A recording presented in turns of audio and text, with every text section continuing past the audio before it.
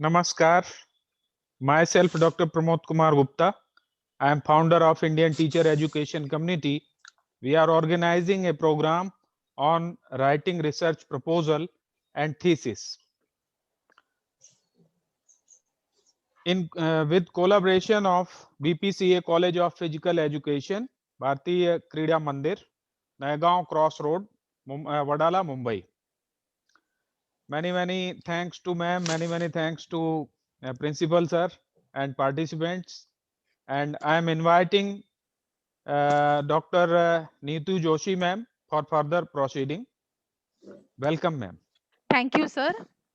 It takes me immense pleasure to invite our respected principal, Dr. G.B. Pargaonkar, sir, to give the introductory speech on this occasion. Pargaonkar, sir, please. Okay, thank you, Neetu madam. First of all, welcome to you all. Good evening to you all. And welcome on behalf of Indian Teacher Education Committee, as well as BPCS College of Physical Education, Mumbai, to all participants for their very important participation in this 7 days faculty development program.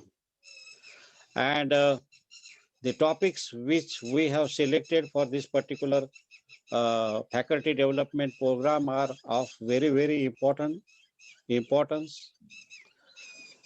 Every day, 1.5 hour, 4 to 6, 7 days, 10.5 hours are not so enough.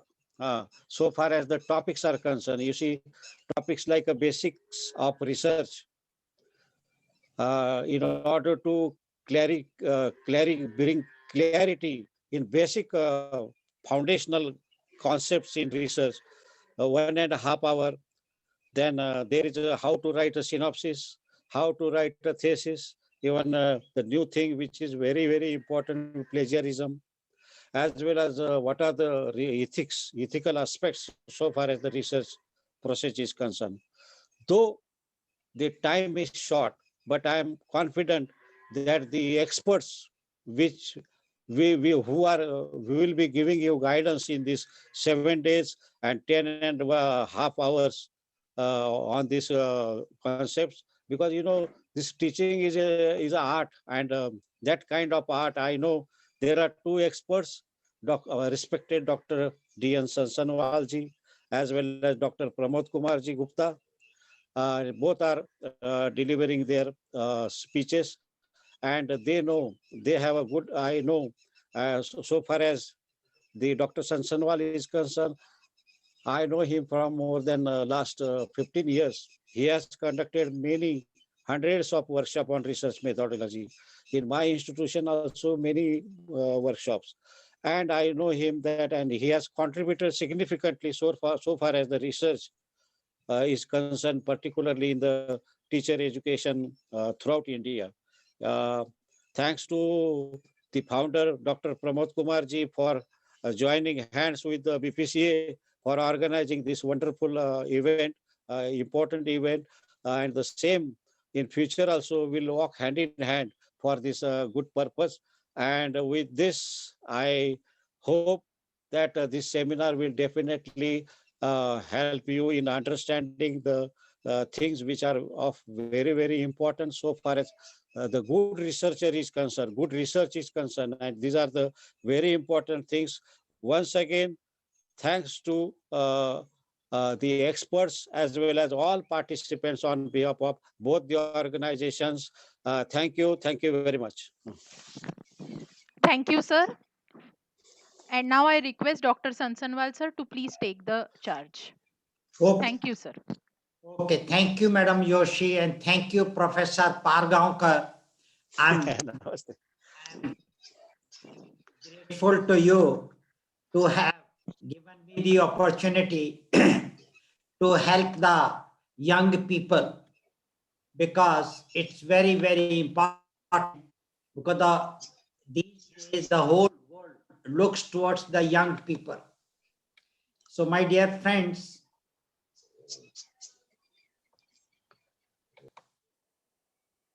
now, my dear friends, I will not be using the PPT.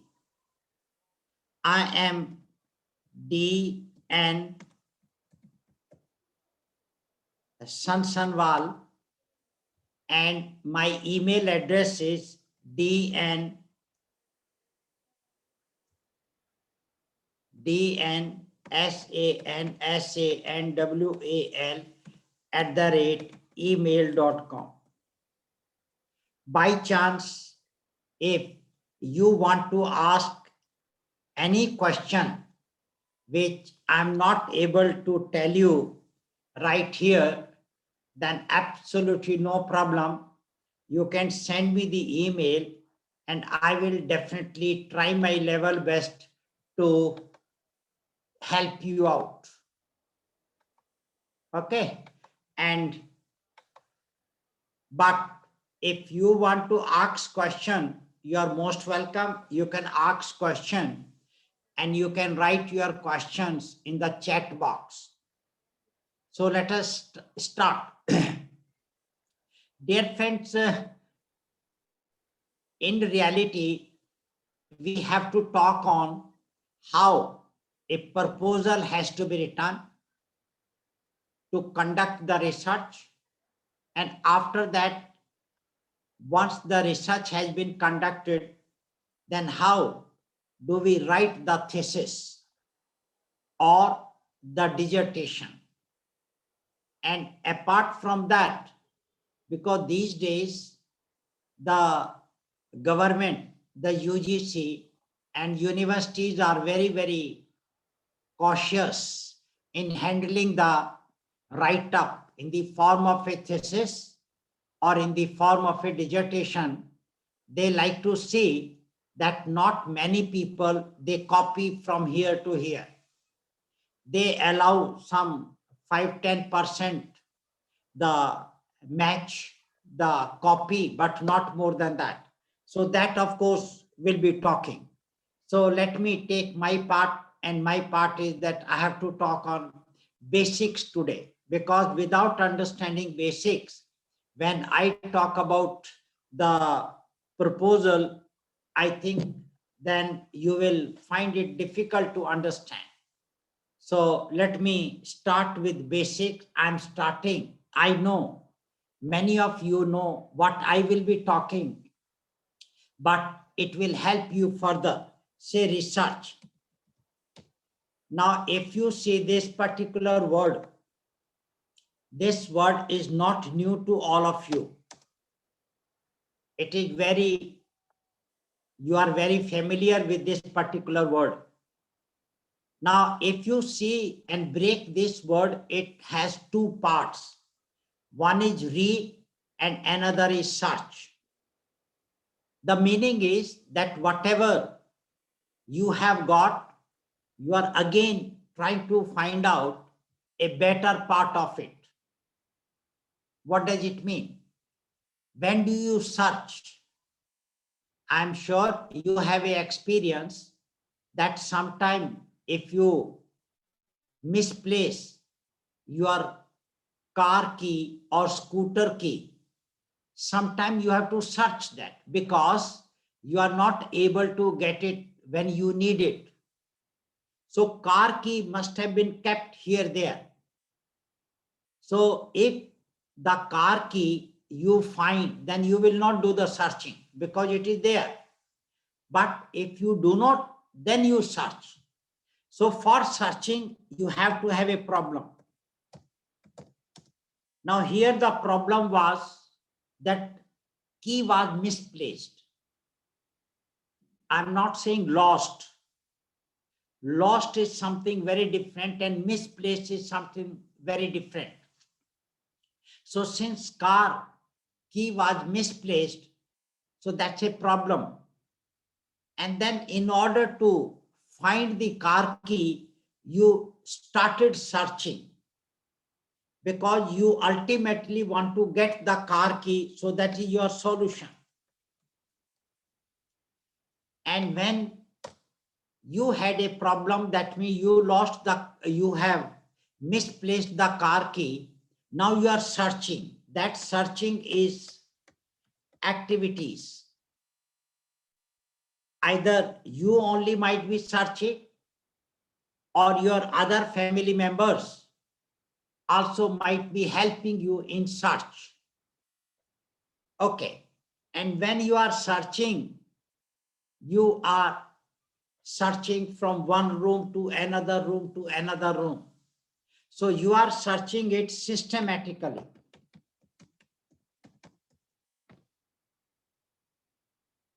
And when you search it systematically, so that's called a process.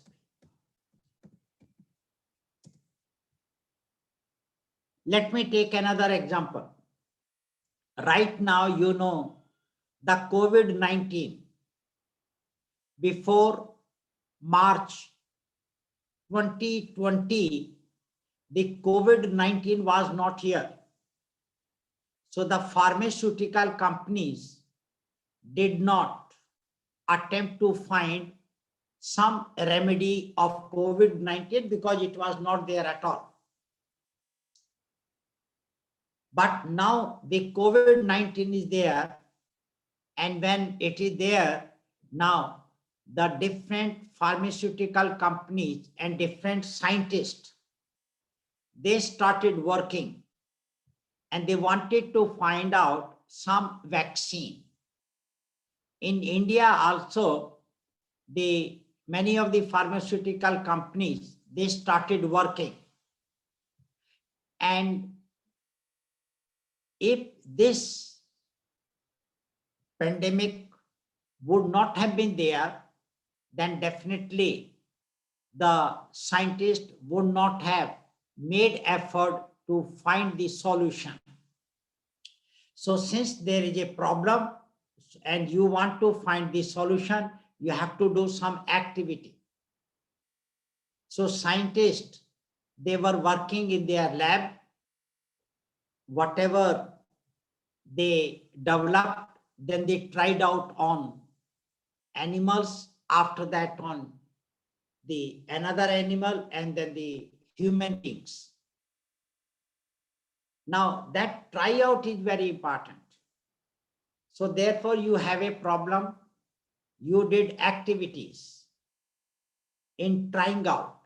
And when they were trying out, the whole process was very systematically done. Okay. And then they have now come out with some vaccine. In India, we have SII vaccine and from Pune, and another is from Hyderabad. Now these vaccines are now the solution of the COVID-19. So if you have a problem, then you have to do some activity in a particular sequence to get the solution. And whenever you do any activity in a particular sequence, that is called process. Now, when you are taking bath is a process. When you are eating is a process. When you drive your car, driving car is a process. When you are writing the answer of the questions in the examination, so writing the answer of the question is a process. So there are so many processes. And how exactly those processes should begin and should continue, you know that. So these are the 5 words which must be used in order to define the variable, and each one is essential. So we use the 5 words and these in a sentence, and that will be the definition of research. So research refers to a process wherein activities are carried out, wherein activities are carried out systematically to find solution of the problem.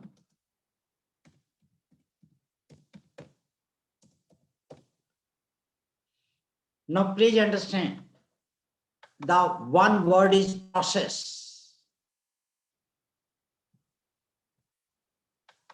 Another word is activities.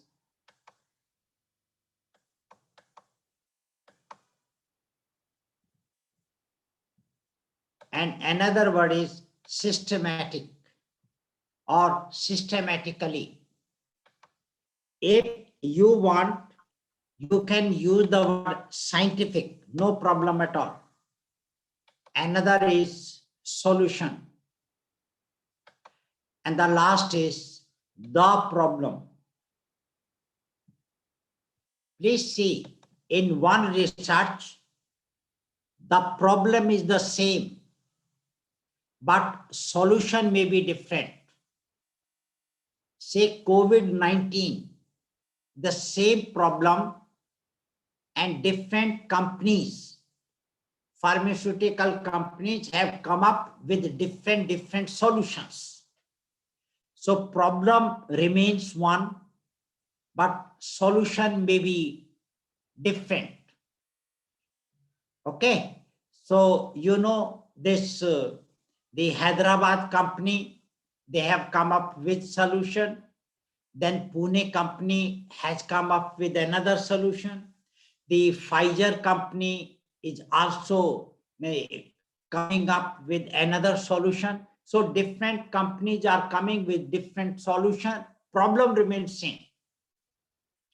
You know, when you have a fever, then there are many medicines available for fever. Why so many medicines? Because some medicine will suit to someone and some medicine will suit to someone. So that is why you have different medicines. And for that, people do research. Now, this is the general definition of research. And let us convert this definition in physical education.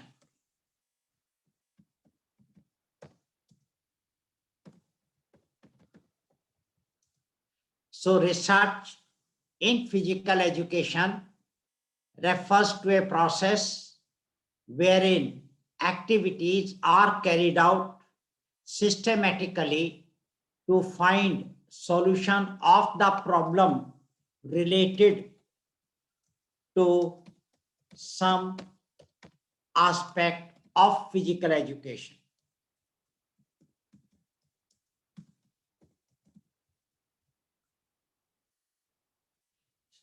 So understand, if you do research in physical education, then the problem has to be related to the physical education. If you do research in economics, the problem has to be related to some aspect of economics. If you want to do research in management, then problem has to be related to some aspect of the management. So this general definition can be modified so as to suit to your own subject. So if I just copy and paste and write one more definition so that it's clear for you. If I say research in education, refers to a process wherein activities are carried out systematically to find solution of problem related to some aspect of education.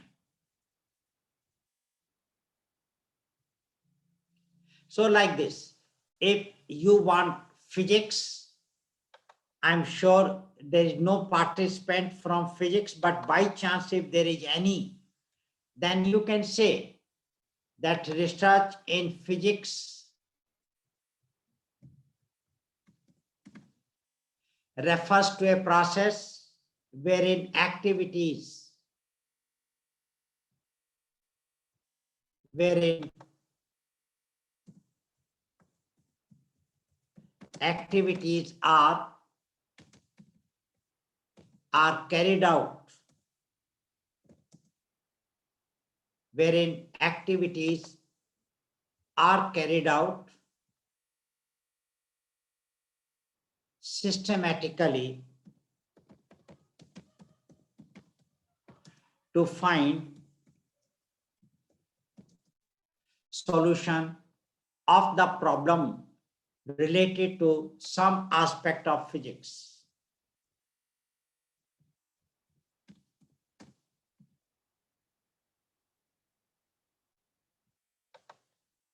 So the 5 words which I have used here, these 5 words, one is process, other is activities, other is systematic, next is solution, and next is problem. These are the 5 characteristics of the research.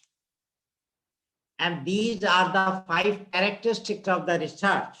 Then you write one sentence for each. That becomes the characteristics of the research. So now, after the definition, I tell you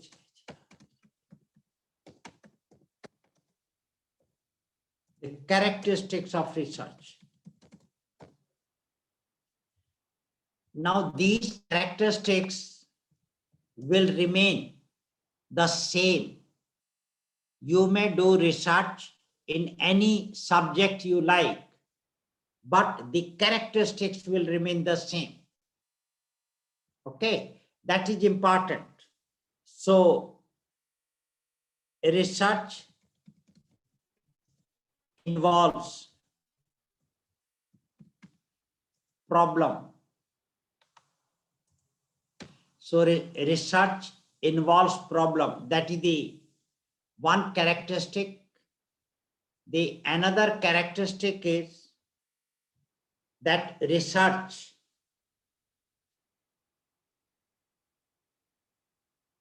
or here I can use the word research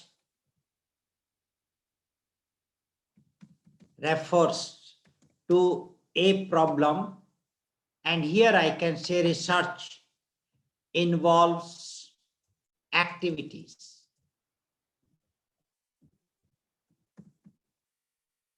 And here the third is research is systematic in nature. Research is systematic in nature.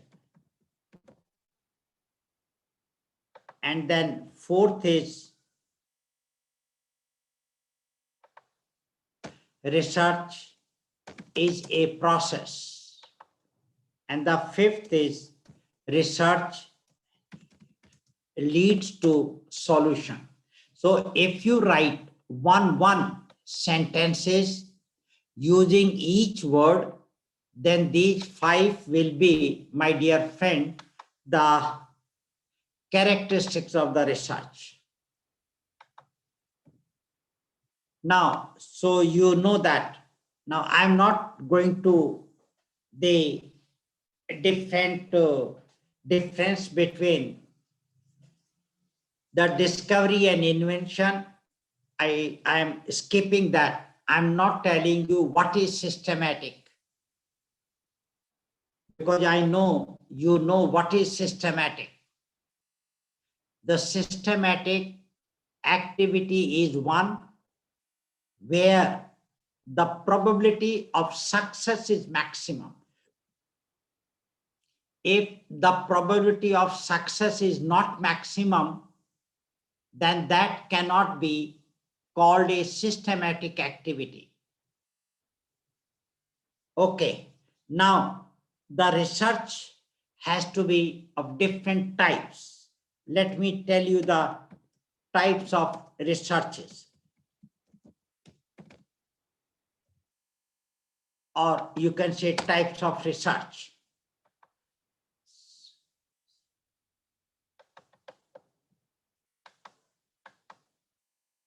So types of research. Let me quickly do this.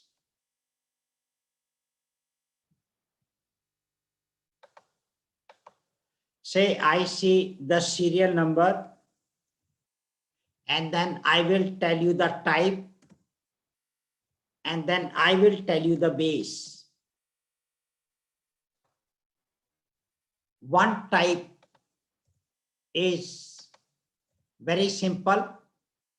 You know that your data, the information that you have, there are two types of information.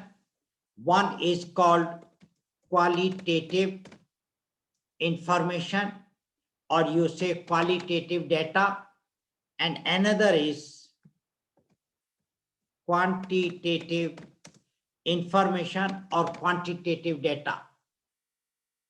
So basically you have two types of data, and if you have two types of data, these are the two types of the research.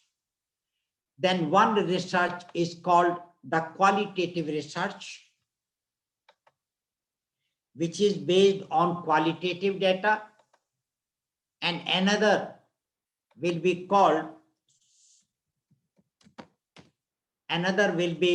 the quantitative research, because it requires the quantitative data.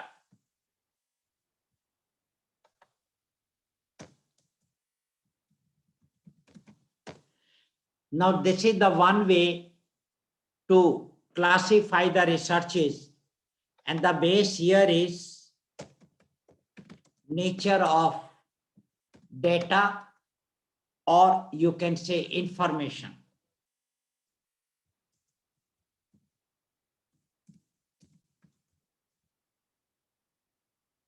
Or if you like, you can say type of data or type of information. This is the one way to classify it. And my dear friend, in physical education, if you want, you can do the qualitative research, or if you want, you can do the quantitative research. Absolutely no problem. And one important information right now I am giving, that many a times the qualitative data may be converted into quantitative. I repeat, the qualitative data may be converted into quantitative, but I will advise you not to do it. Because if you convert the qualitative data into quantitative, that from quantitative you cannot get back the original quality. So please, if you have decided to do your qualitative research, keep on doing qualitative, no problem. Because in many subjects, people do qualitative research, like in languages, like in history, in philosophy, in sociology. You know, there are many subjects where they are doing qualitative research.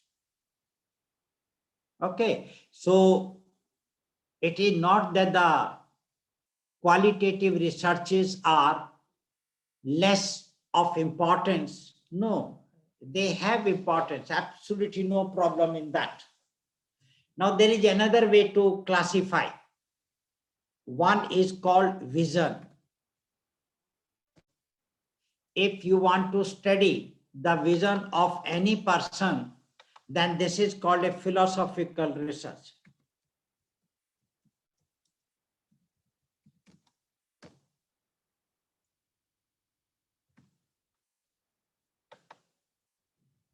For example, if you want to talk about Mahatma Gandhi, according to Mahatma Gandhi, what should be the structure of the physical education in schools, then you will be doing only the philosophical research. But if you want to do a research which is related to the past, and whatever relates to the past is called the historical research.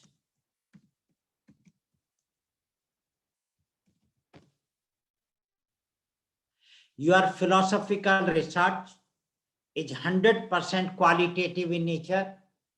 Your historical research more qualitative, but there may be some little quantitative. So you may have the quantitative information. Another is if you want to study anything in the present context. And when you study something in the present context, that is called survey research.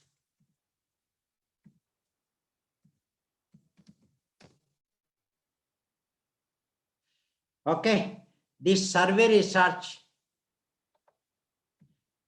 is of many types. One survey research is exploratory.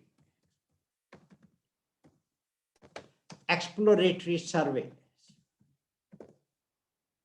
You know, if suppose you are interested in having a college of physical education, then naturally you have to do a survey to find out where the land is available, where the transport facility is available, where the water is available, electricity is available, etc., etc.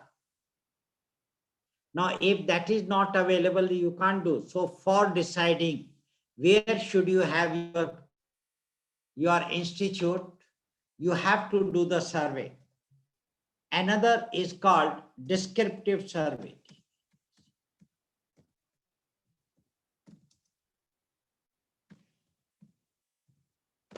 Descriptive survey is of many types. You know, whenever you want to describe anything, then it is only the descriptive survey you have to do. Your exploratory survey will have the qualitative information and may also the quantitative information.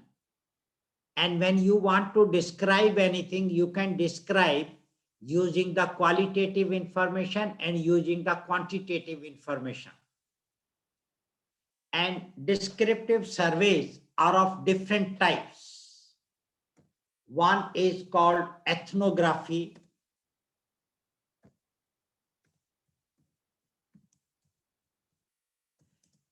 Ethnography research. Another is called narrative.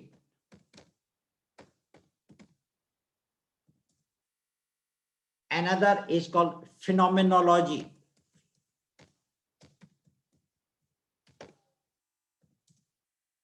And another is called grounded theory.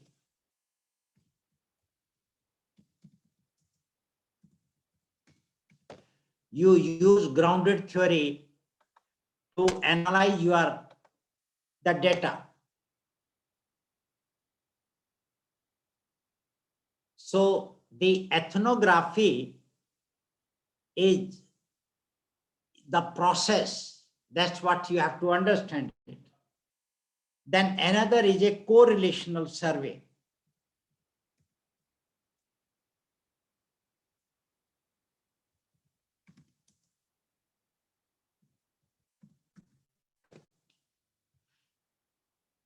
So these are the different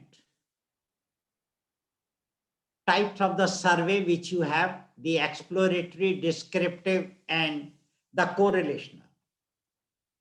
Then another is that if you want to study anything in the present context, you have a survey. But if you want anything which is used for future, whatever is used for future will be experimental nature.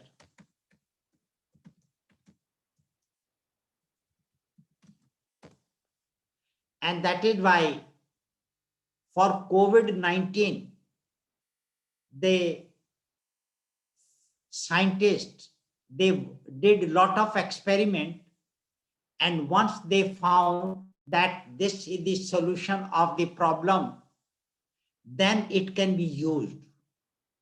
So once the experiment is successful, then you can use the finding of the experiment. And that is why it is the future one.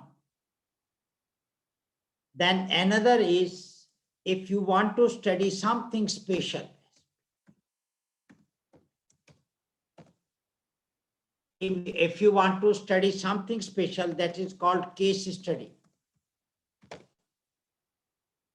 The case study can be a method of teaching, and case study can be a method of research. Now, these are the different types into which you can classify your researches. Your philosophical research is pure qualitative. Your historical research is qualitative and quantitative. More qualitative, less quantitative. Survey, you may have qualitative and quantitative or in equal one, but your experimental study have more quantitative and less qualitative, and case study has both qualitative and quantitative. So dear friends, the qualitative and quantitative, they overlap with other type of researches. And if you have these types of researches, then you call it a, say, the steps followed or methodology. Because for philosophical research, for historical research, the steps which you are following, they are not the same for survey research and experimental research, etc. Some of the steps are common and some steps are not common. They are for a particular type of a research. So you can say the methodology, or you can say the types of research or steps followed.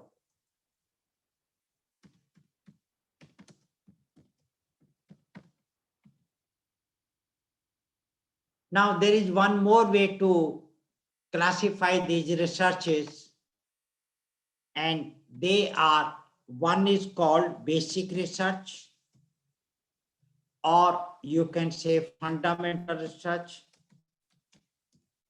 or you can say theoretical research.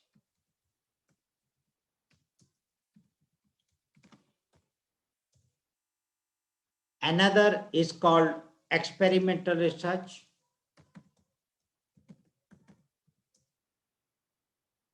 or you can call it a applied research. And the third one is called the action research.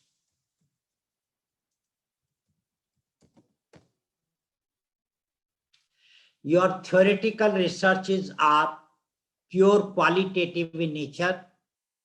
Your experimental research are quantitative in nature, and action research is also quantitative in nature. Now, they can be classified on the basis of degree of utility or applicability.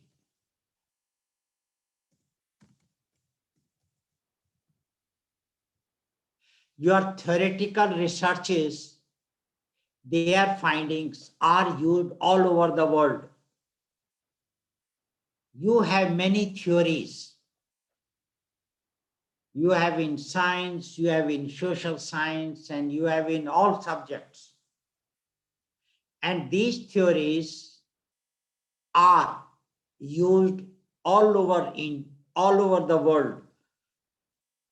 Archimedes' principle, Newton's laws, Avogadro laws. Okay, all these are used all over the world. Absolutely no problem. But experimental researches, the outcome of the experimental research is limited. It is narrower than the theoretical one. Why? Different countries, they started doing research in order to find the remedy of the COVID-19. Why not only one country should have done the research and that's all? And then whatever would have been the solution that could be used everywhere. But no, because lot of changes are there. There is a climate change, there is a human beings, their eating habits, etc., etc., etc. So that is why the people did the experimental research or applied research. And then action research, of course. Let us not talk about the action research where the utility is very, very, very limited. So some of you might be doing the experimental research and some of you might be doing the survey research. I'm sure about it. But I do not know whether anyone is doing a historical research or a philosophical research or a case study research. So, dear friend, these are the different classes into which the researches can be classified. Now I'm going to fast another one, and because research is a process, so I am now telling the steps of research. Although I know you know the steps, but let me still tell you the steps. One is what is called identification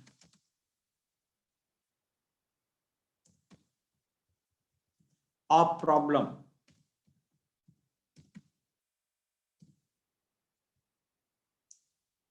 I don't know whether you know or not. You cannot use the word selection because we start with broader aspects and then we'll slowly narrow it down. And once it becomes so narrow that you cannot further narrow down, then we select. Your teacher might have explained you why the first step cannot be the selection of problem, but it has to be the identification of problem. I'm not explaining this part. Now, when you know the problem, another word for problem is a variable. So when you want to conduct a research, then you as a researcher must select a variable. In one research, there must be minimum one variable. Once you have selected the variable, then you should be able to write title. And once you have written a title, then you should be able to write objectives. Either objective or you can say research question.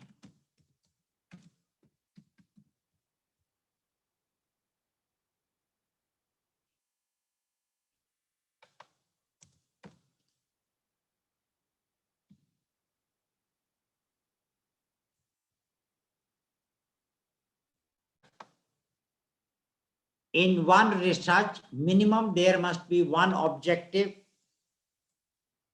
but you can have more than one objective and there must be minimum one question, or you can have more than one question.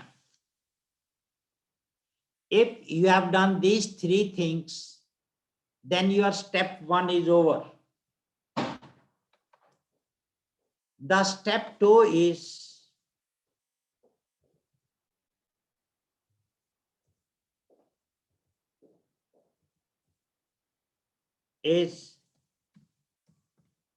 formulation of hypothesis. My dear friend, the formulation of hypothesis, let us, I am sure you know the definition of hypothesis. Let me quickly give you. Hypothesis is the tentative solution of the problem.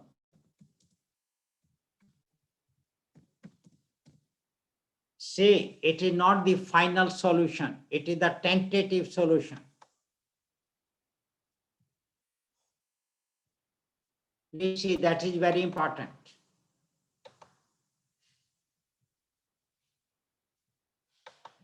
Another definition is hypothesis is the intelligent guess about the solution of the problem.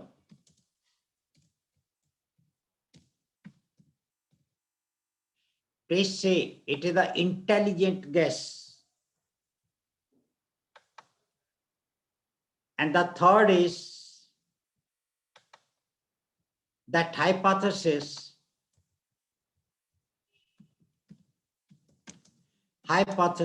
is the conjectural statement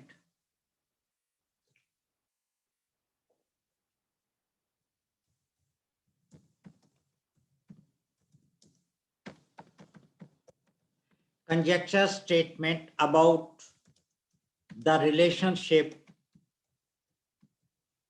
between variables.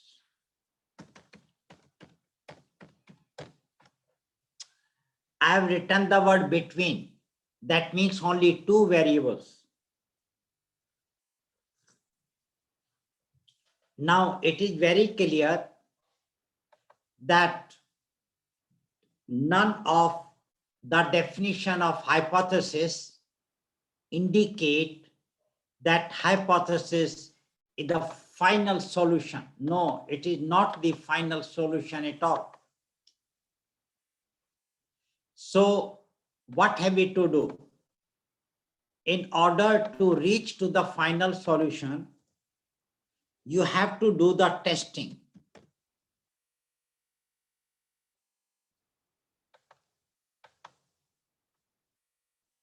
You have to do the testing. And my dear friend, when the testing has to be done, the testing can be done in the laboratory if it is science. But if it is not science, then people do not have a lab. Then what they do is they test the hypothesis by analyzing the data with the help of statistical technique.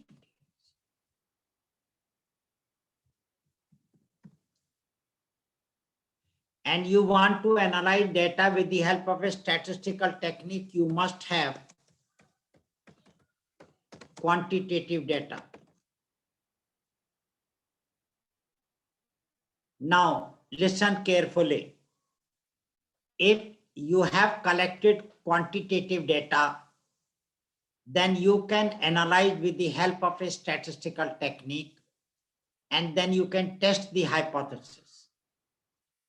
But if you do not have a quantitative data, you cannot analyze with the help of a statistic. You cannot test the hypothesis. Then you should not formulate a hypothesis. Okay? But if you have a qualitative data,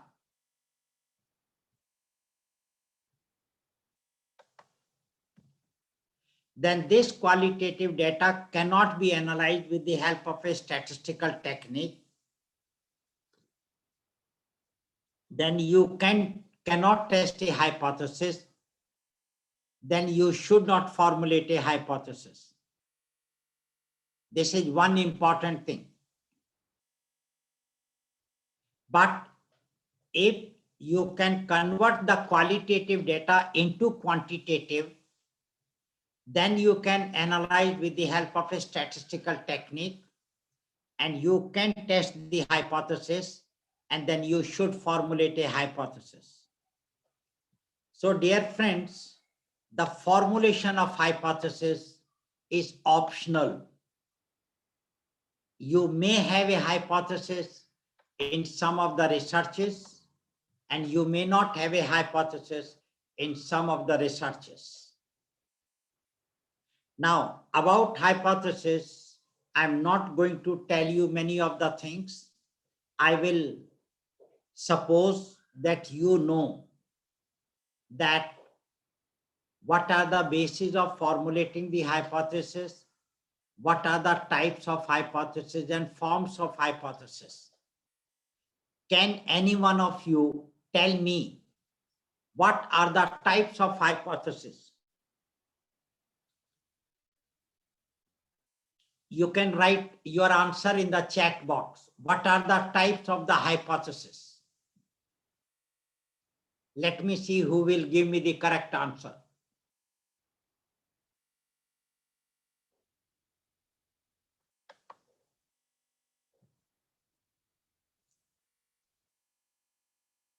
My dear friends, no, I'm sorry. Malviya ji, answer is not correct. Neerja ji, answer is not correct. Vimla ji, answer is not correct. Kulkarni ji, answer is not correct. My dear friend, no. Raju, answer is not correct. Deepti, answer is not correct. Indu Bala, answer is not correct. No, not at all. Please understand, you do not know the difference between types of hypothesis and forms of hypothesis.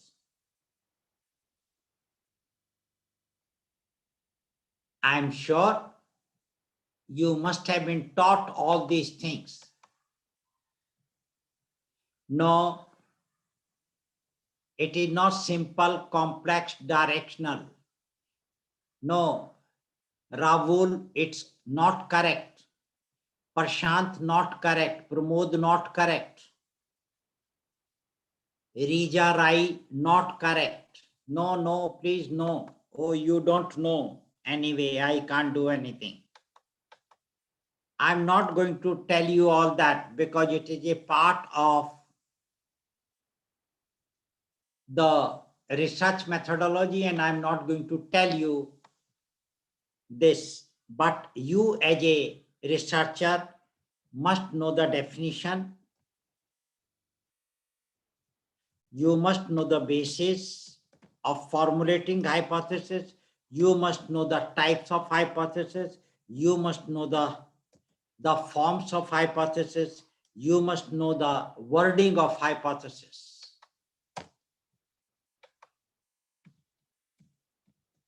You must know the wording, and you must know the testing of the hypothesis. And if you don't know the testing of the hypothesis, then you cannot write your thesis. Let me see what are the other answers coming.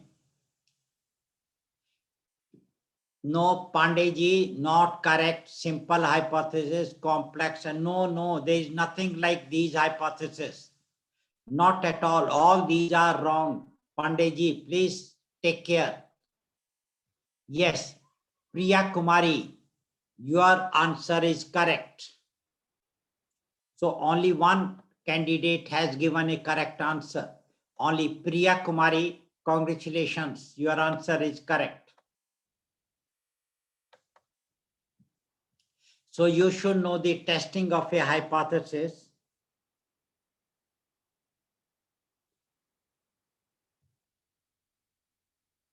Joshi madam, should I tell them the types of hypothesis and forms of hypothesis or not?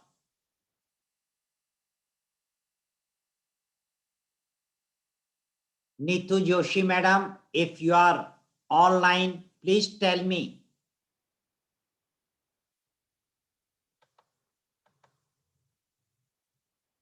Don't know, please tell them.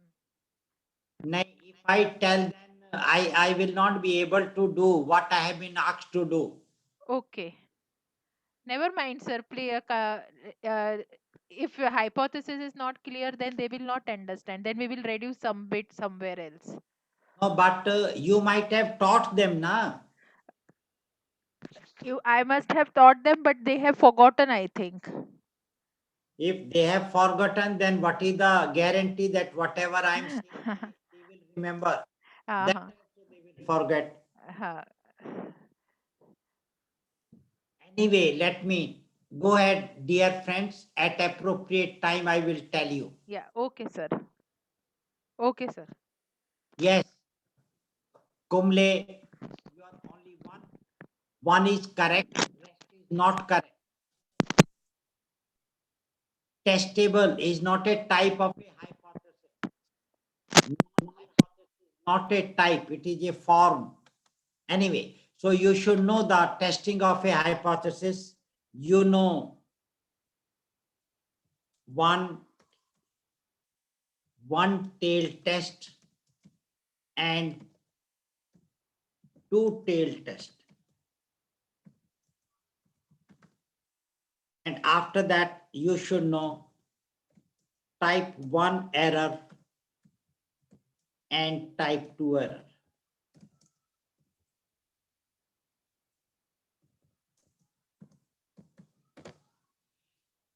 This much, dear friends, you must know as far as the hypothesis is concerned. Now the third, once you have written the hypothesis, then the third step is data collection.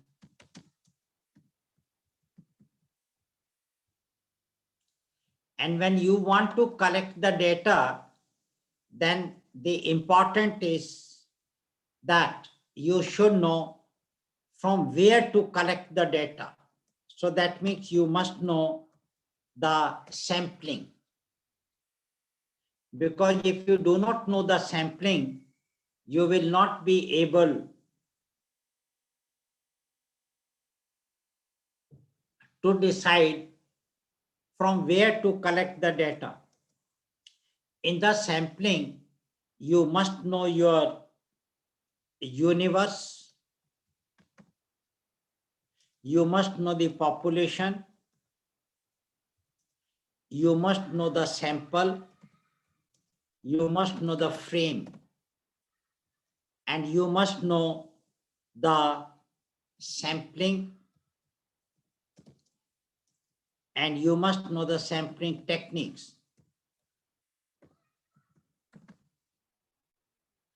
And you must know the sample size,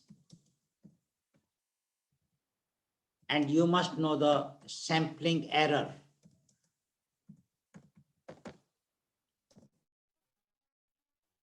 This all you must know about the sample. Then you will be using the tool to collect the data, or you will be using instrument. And when you want to use the instrument, the quality of your research will depend upon the quality of the data. And the quality of the data will depend to a large extent on the quality of the tool and the appropriate sampling technique used by you.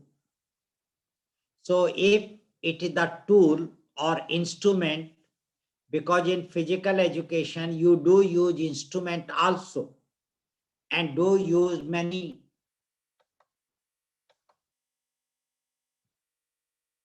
hypotheses are research, statistical, and but there is one more. Bipsha, your answer is not completely correct. I don't know what is this 84. Someone has Written, so that's all right. Okay. So your tool must have some characteristics.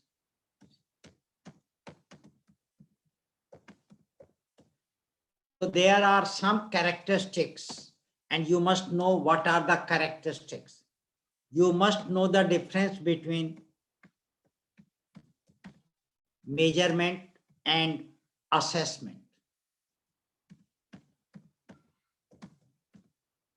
You must know the types of tool.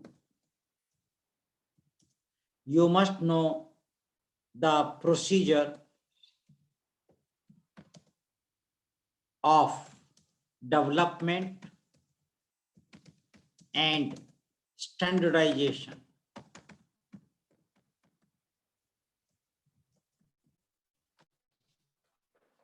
So all this you must know. And once you know all this, then of course it's all right.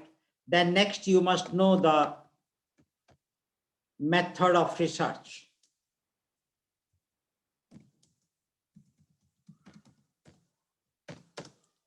Actually, there is a philosophical method. You have not to know much about it, because in philosophy, you will be using the primary source.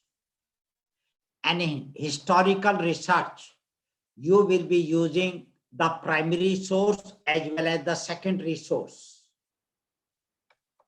But you should know something about historical research.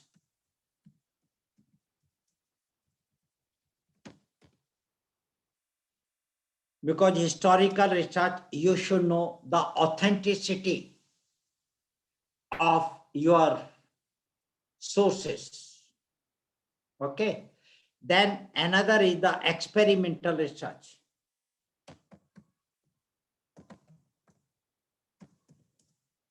And in experimental research, because some of you might be doing experimental work, so you must know the different. Thus,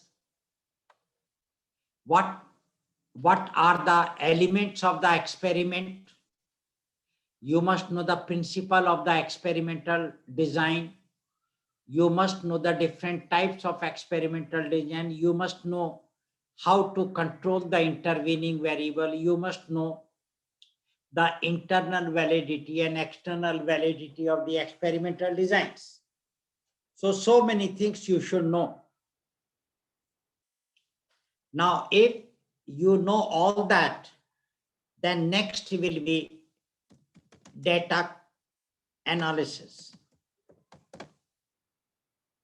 And dear friends, this data, if you have a qualitative data, then qualitative data can be analyzed with the help of one is called content analysis.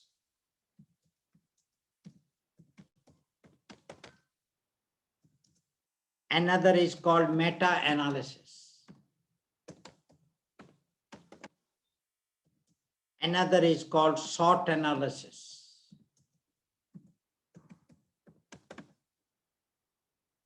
SWOT analysis means strength, opportunity, weakness, and threat. But if you have the quantitative data, can be analyzed with the help of statistical technique.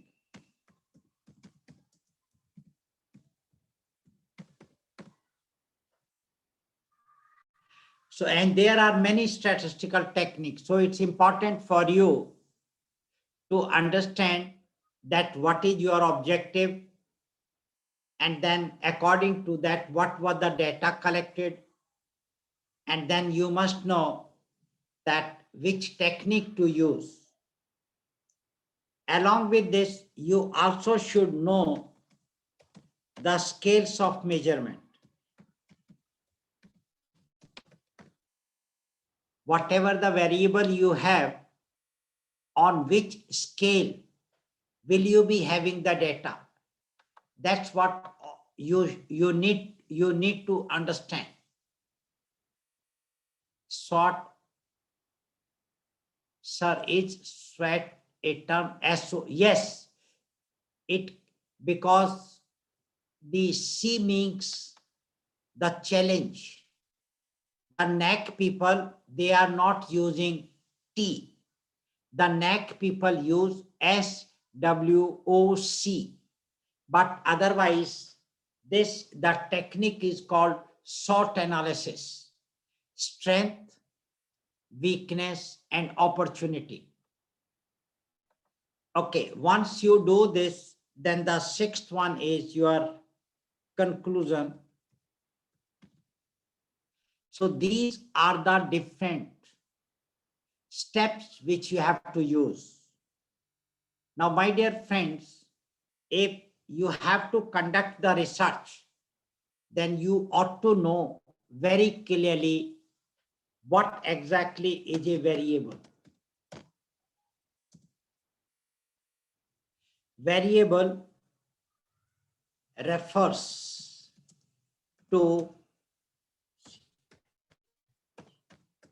changeable characteristics. Those characteristics which can change, they will be called the variable. And those characteristics which cannot change, they are called constants. And in each subject, there are large number of variables. For example, weight, height, time of running, stress, gender, languages,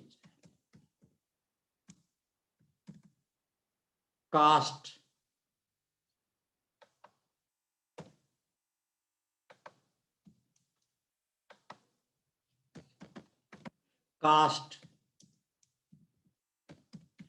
types of college, okay, colors,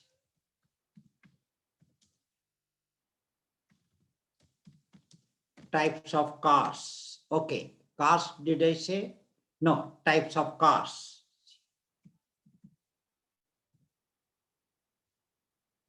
So many variables.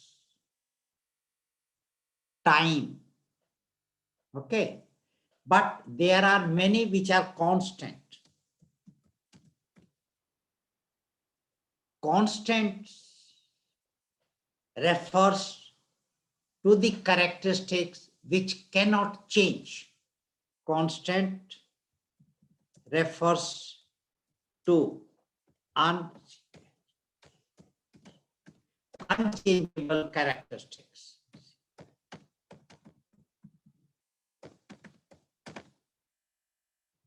For example,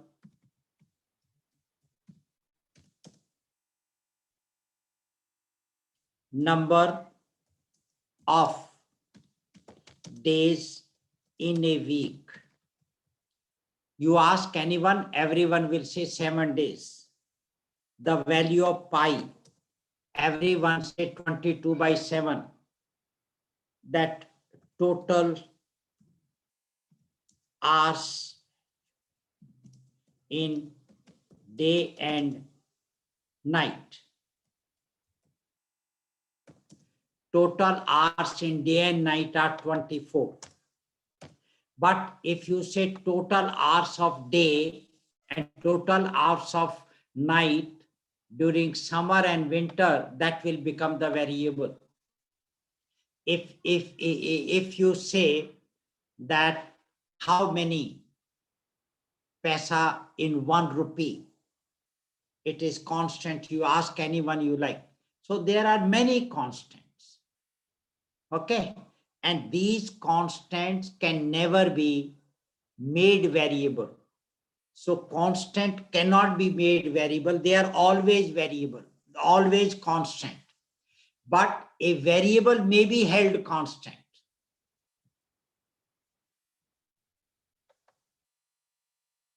a variable may be held constant. Suppose if all the participants of this webinar, if they belong to physical education, then physical education becomes constant, because physical education one subject, so subject is constant. I repeat, physical education is a one subject like physics, chemistry, Hindi, geography, computer science, electrical engineering, pharmacy, education, psychology, medical, many are there. But if all of you belong to the physical education, then subject, or you can say discipline, is constant. Otherwise, the basic nature of the discipline is variable.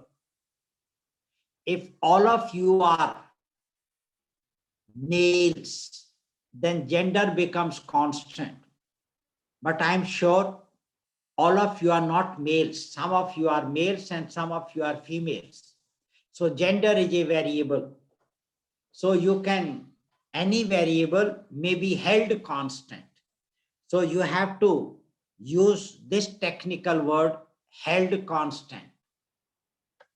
But the basic nature of the variable will always remain a variable. You cannot change the basic nature. Okay, all right. Now, how many types of variable? Can any one of you tell me the types of variable? Types of variable. What are those types of the variable? Please tell me the types of the variable.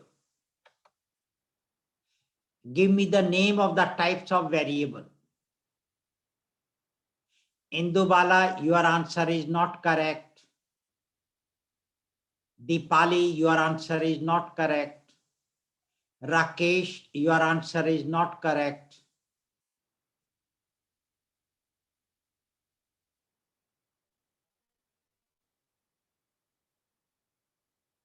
Rita, your answer is not correct. 8004 answer is not correct. Deepali answer is not correct. No, please. No, no, no, no, no. Okay, no, no. One answer is coming correct. Whose answer? One answer is Priya. Your answer is correct. So Priya answer is correct. And all other answers are not correct. Bipasha, your answer is correct. Biswas, your answer is correct. Bipasa, Biswas, your answer is correct. All others are not correct. That is the problem. My dear friends, the variables are of two types. One is called continuous variable. And another variable is called discontinuous. Or you can say discrete.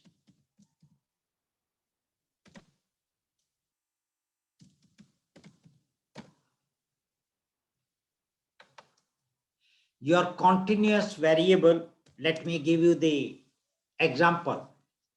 Say your continuous variable is 1, which you can express as whole number as well as in fraction.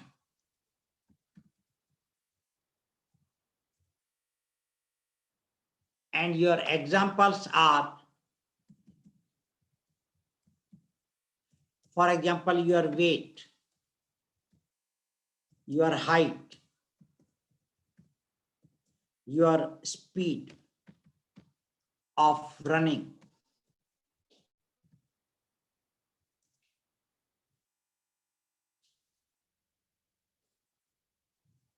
Okay.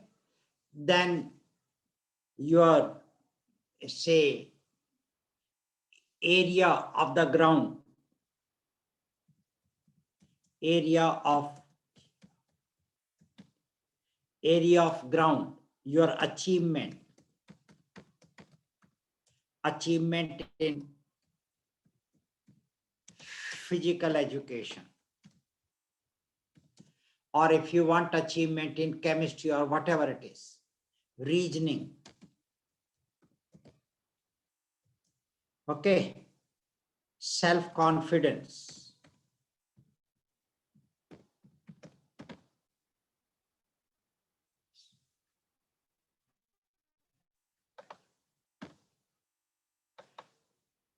Okay, like this, steady habit.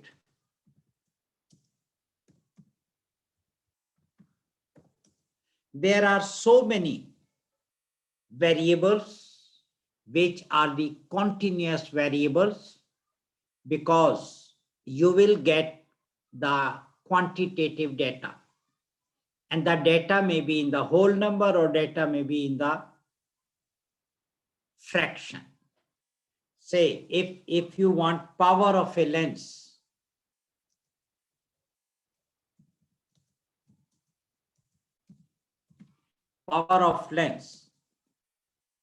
you know, if any one of you is using the lens, your power might be 0.23 or somebody power might be 1.2. It may be positive or it may be negative. So there are many variables like this. You see your monthly expenses.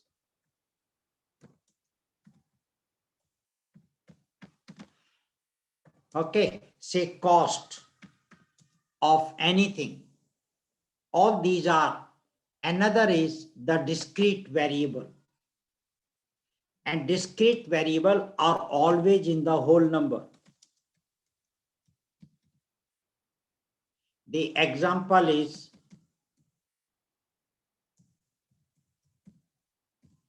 say, number of cars on the road.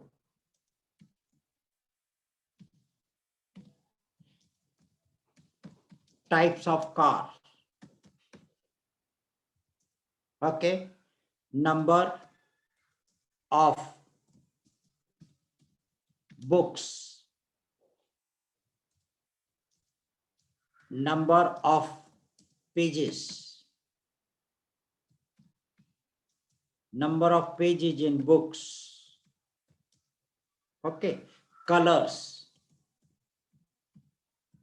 Now, there are 7 colors, but if you say the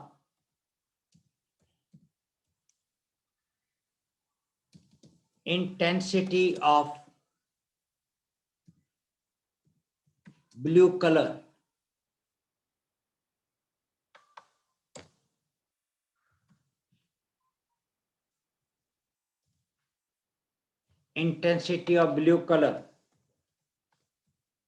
then it becomes a continuous variable. Now, if I say number of participants, if I say languages, if I say programming languages,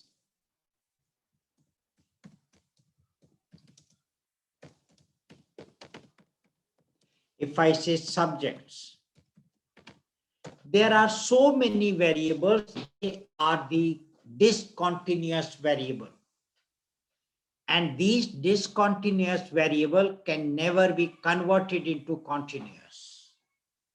So you have to be very, very clear about it. And they are in all the subjects. So my dear friends, these are the 2 types of the variable.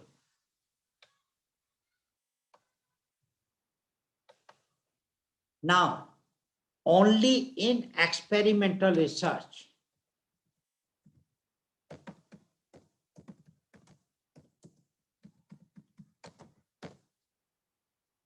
one can use the following type of variable only in experimental research. The variable, the type of variables, types of variable are: number one, independent.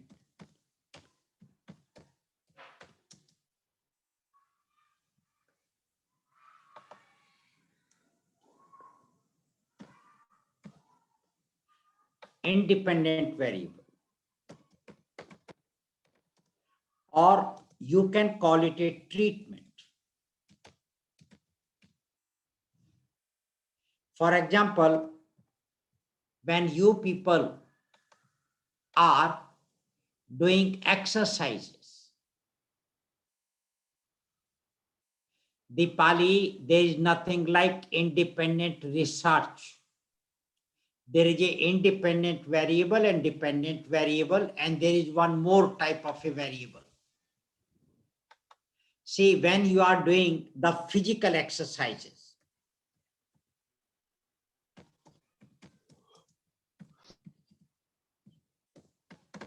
so physical exercises can be your treatment. When people do not feel well, then they go to the doctor, and doctor gives them the medicine. That medicine is a treatment. The COVID-19 vaccine, this vaccine is a treatment. So now you have understood what is a treatment. The second is the dependent variable.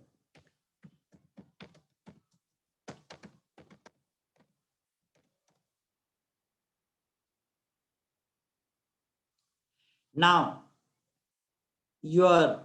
because of the COVID-19, your blood pressure changes. Yes or no? No. But your oxygen level, it changes fast. If you have been affected by the COVID-19 virus, then you will have difficulty in breathing. Okay. So therefore, the medicine which you are taking is a independent one, but it will depend upon what disease do you have. So the disease becomes a dependent variable and your medicine becomes an independent variable. Now, suppose you do physical exercise. Say, okay, physical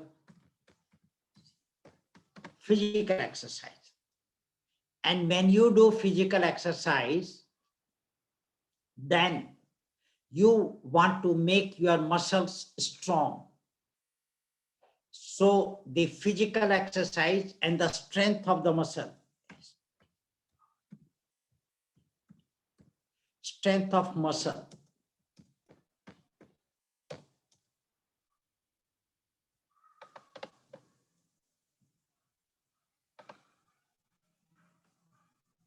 Now, do you think the strength of the muscles depend now? So if you do physical exercise, this becomes independent variable and this becomes the dependent variable. Do you think the strength of the muscles depend 100% on the physical exercise, or it depends upon some other factors also? If it depends on some other factors also, please write it in your chat box. What might be the other things?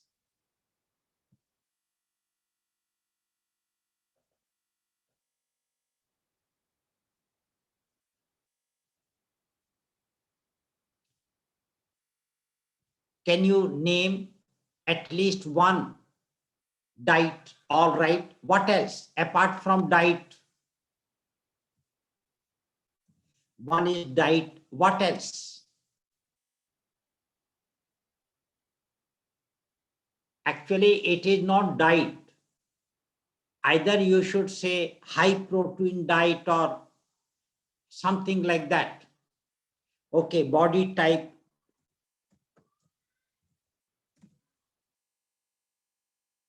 What else? No, I don't think that is all right. I'll tell you. One is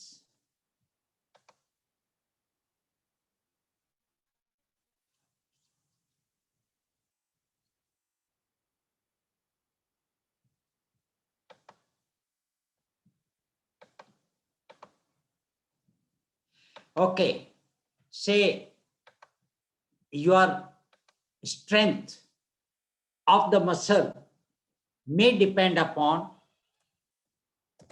that when you are doing your physical exercise, what is the time of doing the physical exercise? Time of the duration of physical exercise.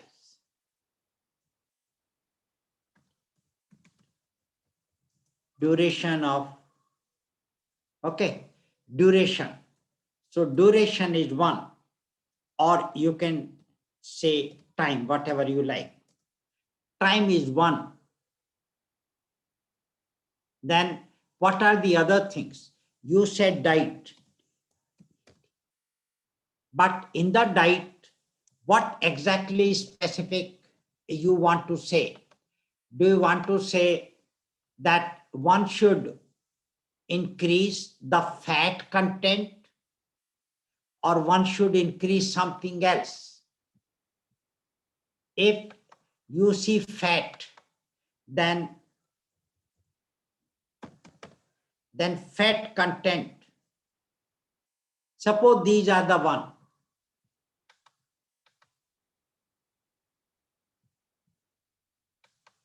Now, see, the changes in the strength of the muscle may be because of the physical exercise, or maybe because of the duration of the physical exercise, or maybe because of the fat, or maybe because of some other variables, maybe because of stress. Now, as a researcher, you want to find out that the changes in the strength of the muscle must be only due to the physical exercise. Then you have to control the duration of the physical exercise, the fat content, the stress of the people. And then these will become what is called the intervening variable. So there are intervening variables.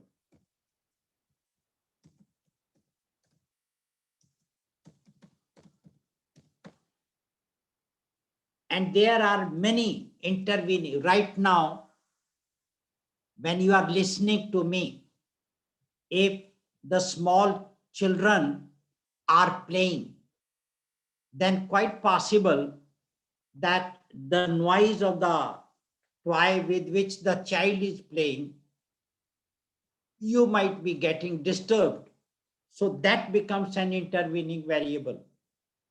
Or if you feel thirsty and you are not able to go and drink your water, that may become an intervening variable. Or if you are tired, that becomes an intervening variable. So intervening variable will be of two types. One is inside the process, it is intrinsic. Intrinsic intervening variable.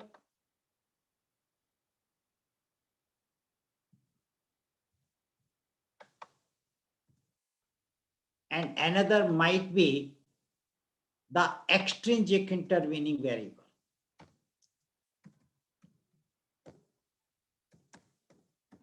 extrinsic intervening variable. Your independent variable or treatment is always discontinuous.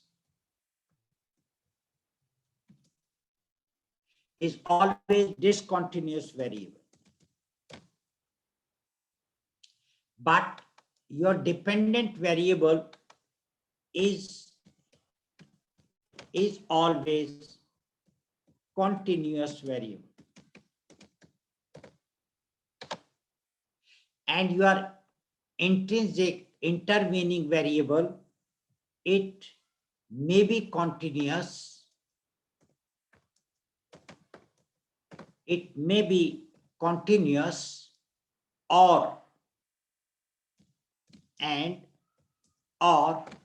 discontinuous.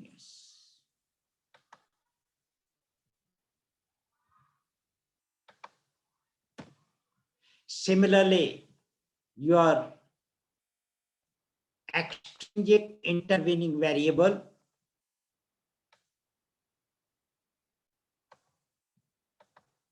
may be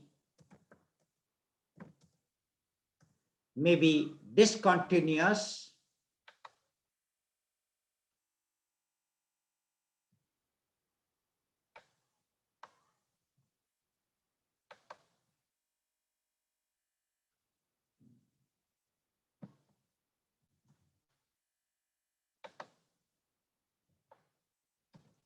So extrinsic intervening variable may be continuous and or discontinuous.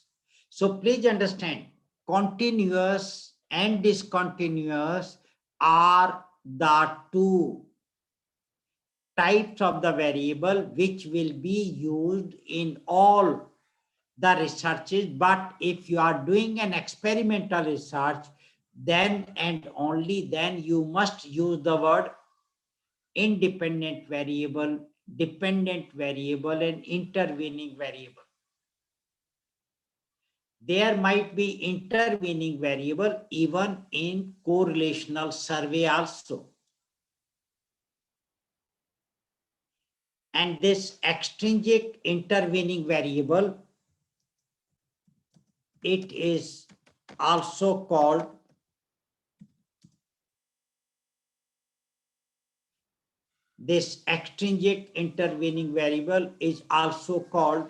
can any one of you tell me what is the another name of it?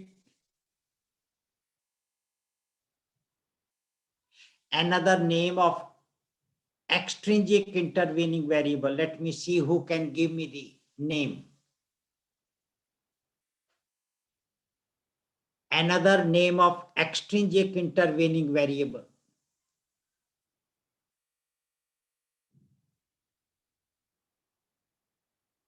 No? Okay. It is also called confounding variable.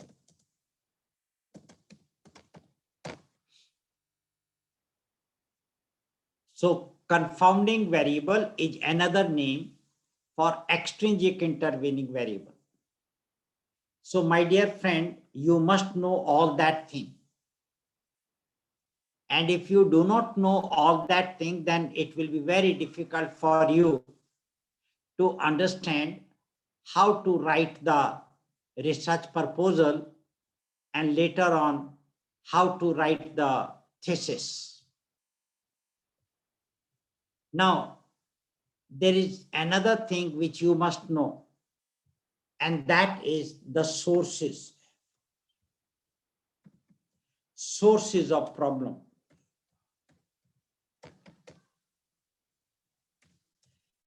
Because when you write your proposal, you have to write the rationale, or you have to write the need and importance of conducting research on that particular variable.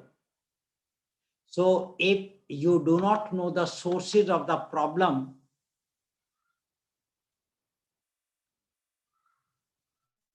okay, you want concomitant variable, all right, I can tell you.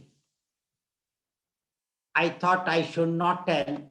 There is one more type of variable, and that is called concomitant variable.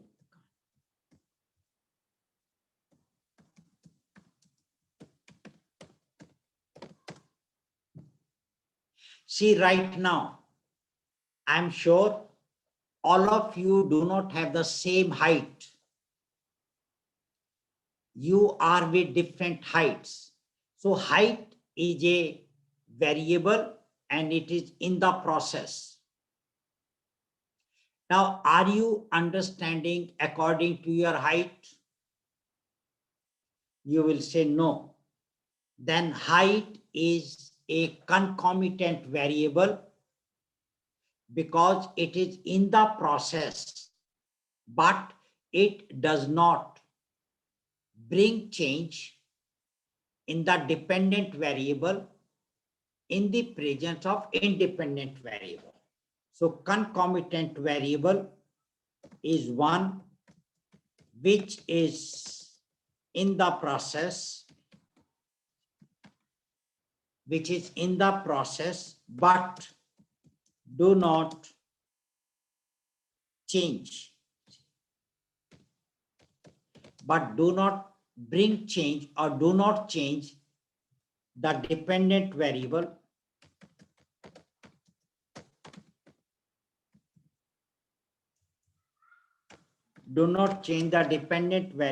in the presence of independent variable.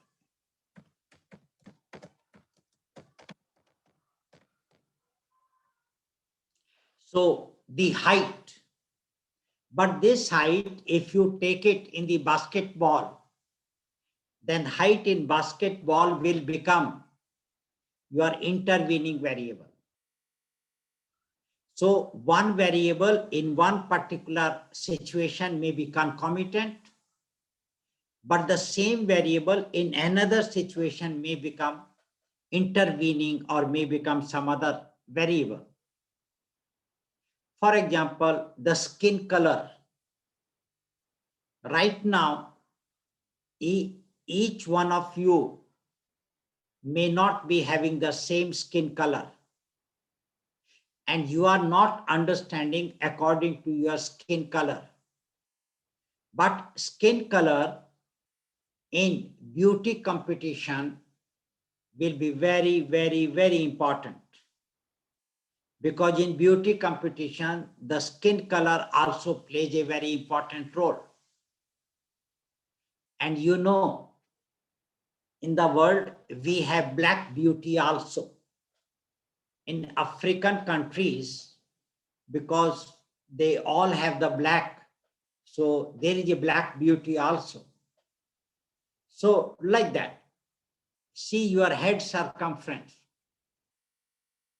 see your hemoglobin, or if I'm sure all these variables are not helping you to understand whatever is being given to you right at the moment. So all these are the concomitant, that the computer which you are using, whether it is Wipro or whether it is Dell computer or whether it is some other computer, it has nothing to do with your understanding. But the power supply might be an intervening variable because sometime it might be going and sometime it might be coming. The strength of the signal is a intervening variable because sometimes the signal might be going and you may not be getting it, and sometime like this, you know, many becomes independent variable, many becomes dependent, many becomes intervening, and many becomes the concomitant variable. And concomitant variable in experimental study, you have not to bother because they will not bring change in the dependent variable in the presence of the independent variable. So you have not to worry about it to that extent. So I think one question which was asked, I have already replied. If there is any question, please ask, I will try to reply. And your concomitant variable might be a continuous or discrete. So the concomitant variable may be discrete or continuous.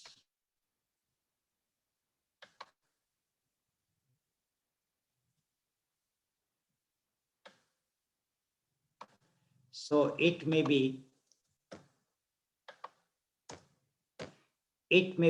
continuous or discrete. Well, and or discrete. That's all right.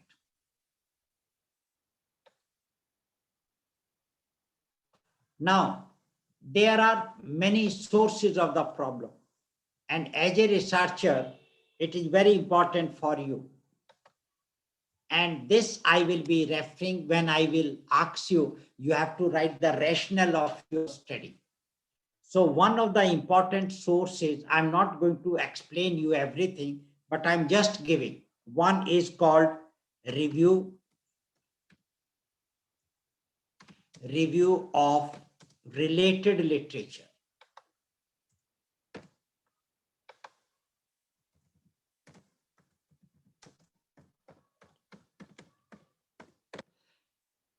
Some of the people, they write review of literature, which is technically incorrect. When you say review of literature and when you review of related literature, it makes a lot of difference. When you say related, that means if you are from history, then it will be related to the history. If you are from physical education, it will be related to the physical education. If you are from physics, then it must be related to the physics. That is the meaning of the related literature. And this related literature, each and every researcher uses.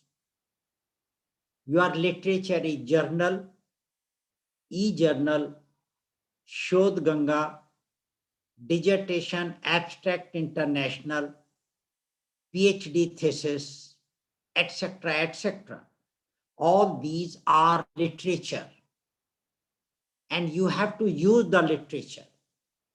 And when you are using the literature, it is quite possible that whatever the aspect related to which you want to conduct a research, you may not find any research. So if you find no research has been conducted, then it means there is a gap, and then you can take up the research. For example, is there a particular institute where the physical education is being taught by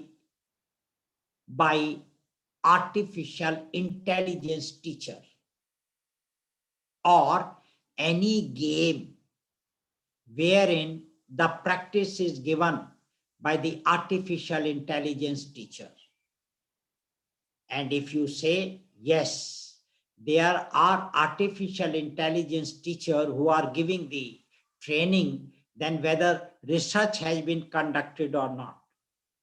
If you say no, research has not been conducted, then you can conduct a research. So this is how, if no research has been conducted, then you can conduct, absolutely no problem. So when you are writing the rationale, you either have to highlight the gap. But if suppose the gap is not there, the researches have been conducted, then you have to find out whether a few researches have been conducted or large number of researches have been conducted. If you find a few researches have been conducted,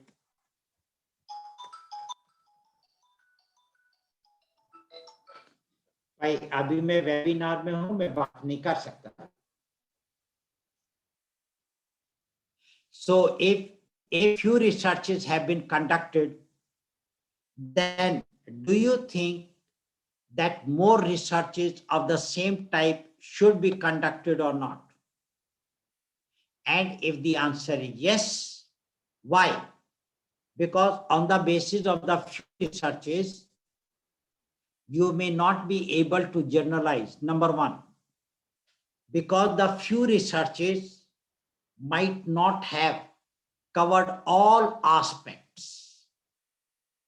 Some aspects might have been remained untouched.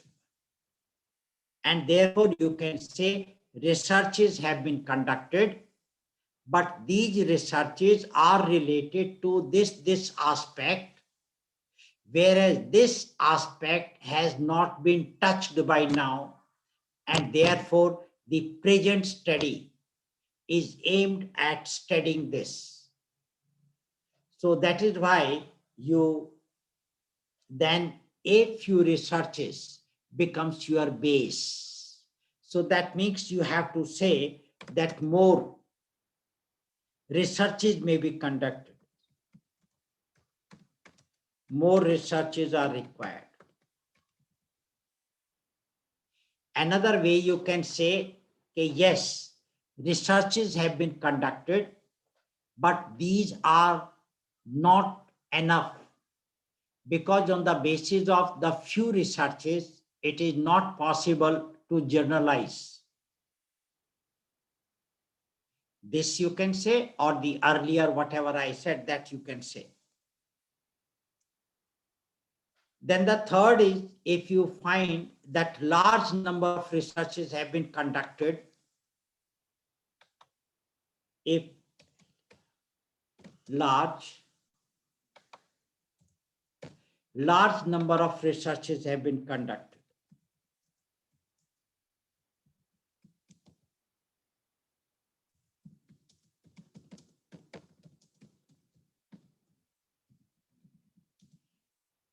large number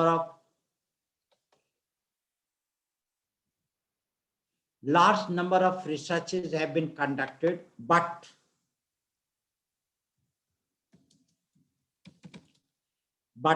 there are inconsistencies.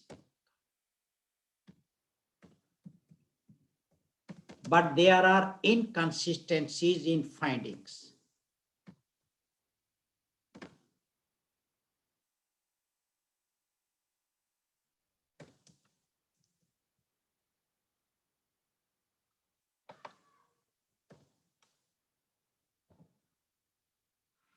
And if you find that there are large number but inconsistencies in findings, that means it is important that you need to conduct more researches so that you may arrive at a particular juncture where you find that there are consistencies.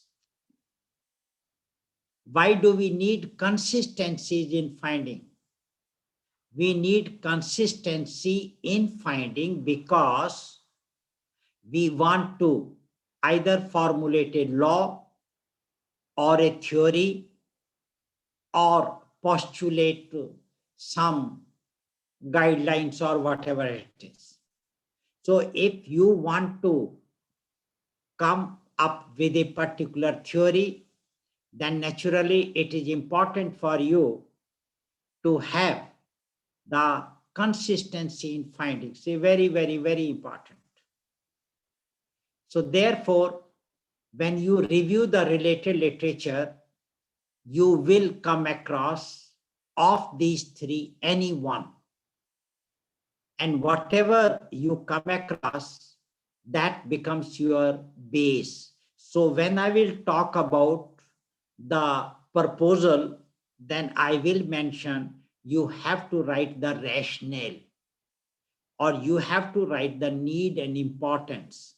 And therefore it is important for you to keep on collecting the literature and keep on analyzing it. Because if you collect and do not analyze, then it will not help you. Okay. There is another source which one can use, and that is the theory.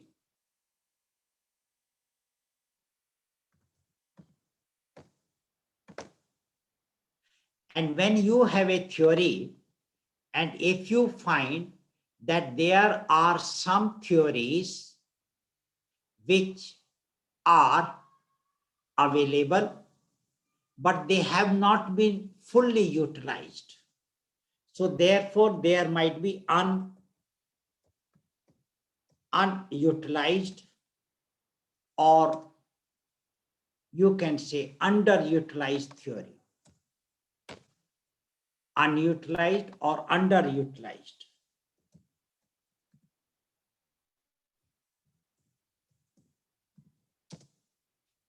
If you have an underutilized theory, then naturally you can take up a problem. And so when you are writing the rationale, if theory is the base, then my dear friend, you have to highlight that this is the theory and it has not been used so far.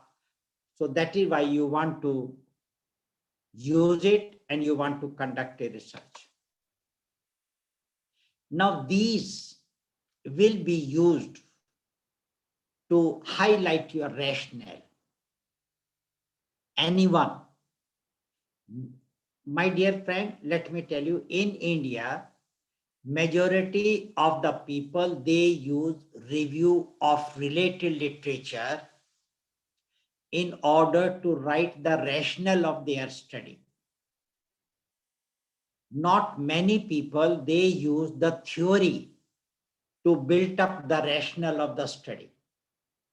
But if you want, you can do that. And these will be used at the time of formulating the hypothesis. So when you have the research where you are collecting the quantitative data and you want to analyze with the help of a statistical technique, you have to have a hypothesis. It is not possible for you not to have the hypothesis. So this is very important.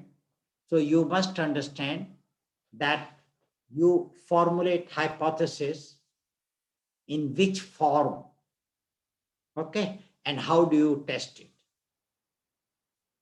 Okay, so when you are formulating the hypothesis, you should know the base. And for testing, you should know the statistical technique.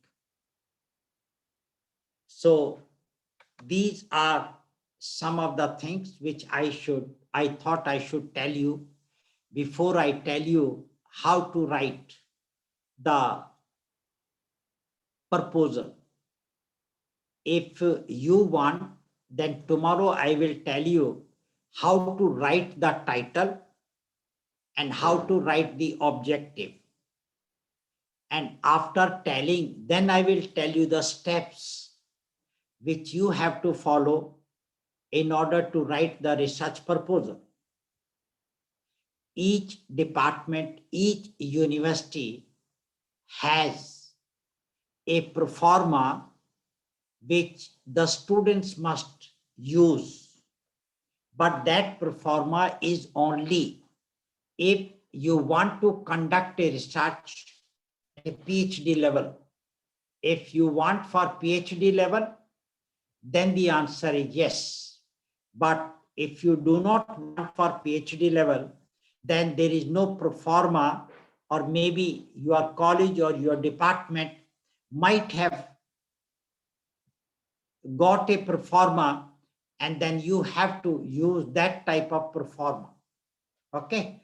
And if the pro forma is not there, then of course you should know how to write. And I will tell you thus the headings under which you will be writing the proposal. And dear friends, you know, proposal, once you say proposal, That means you want to do that in future. So your proposal will be written maximum in the future tense. But at some of the places, you will also write in the present tense. So I will tell you when to write and what to write in present tense and what to write in the future tense. Okay, that is what is the line of action I will take tomorrow. So I will take one variable, write the title. How to write title, I will tell you. How to write objectives, I will tell you. And how to formulate hypothesis, that also I will tell you. And after that, I will tell you how, under what heading you should write your proposal. So with this, I am closing my presentation. If there is any other question you want to ask, you can ask the question. No problem at all. Over to the organizer. Many thanks to you, sir. Many thanks to Dr. Neetu Joshi ma'am and all participants. We will meet again at the same time. Thank you. I think Neetu Joshi कुछ कहना चाह रही है प्रमोद. जी ma'am, please. Her hand up. Hello. Go ahead. Sir, Kanchan Lotale, one child is there. She has put her hand up. She wants to ask some doubt. Please. क्या है? What is the doubt? 1 minute. Kanchan madam, please ask your question.